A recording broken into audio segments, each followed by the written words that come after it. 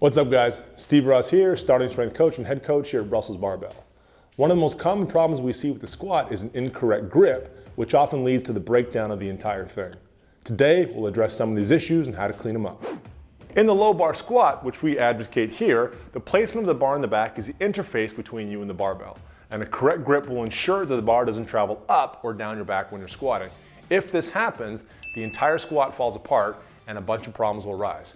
Let's address how to fix this now. So when we teach the grip on the squat, we like to advocate a thumbs on top or a thumbless grip. And the reason for this is because we want people who start to squat to get the idea that the bar sits on the back and not of the hands.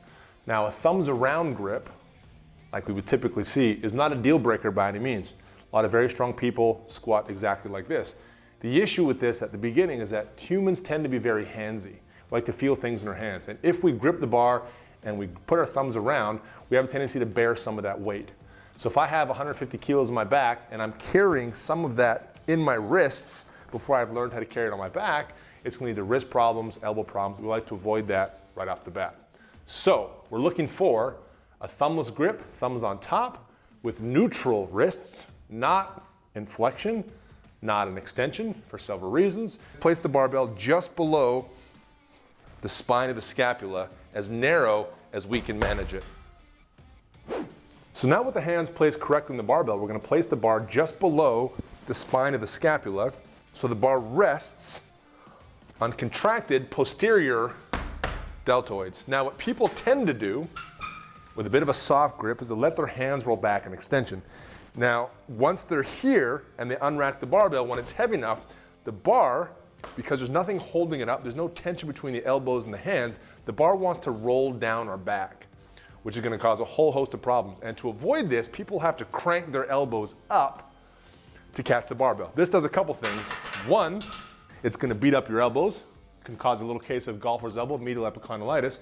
And the second thing it'll do is eventually, by cranking the elbows up and putting the shoulders into extension, the thoracic spine or upper back will round. And then we've got a situation where we're squatting with a rounded upper back, and this will not go at heavy weights. So to avoid that, we make sure that there's tension between the elbows and the hands on the bone of the forearm, so that barbell is being held in place by that tension. Now flexion is something we see which is even worse.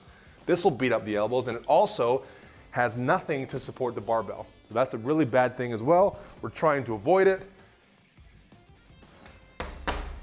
This is what it should look like.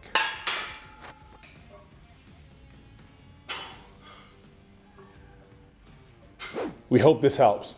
The correct placement of the barbell and the correct grip tends to clean up a lot of problems we see in the squat. If you'd like to learn how the barbell can transform your body and literally change your life, there's no better place to be than right here with us at Brussels Barbell. Strength matters. Find yours with us.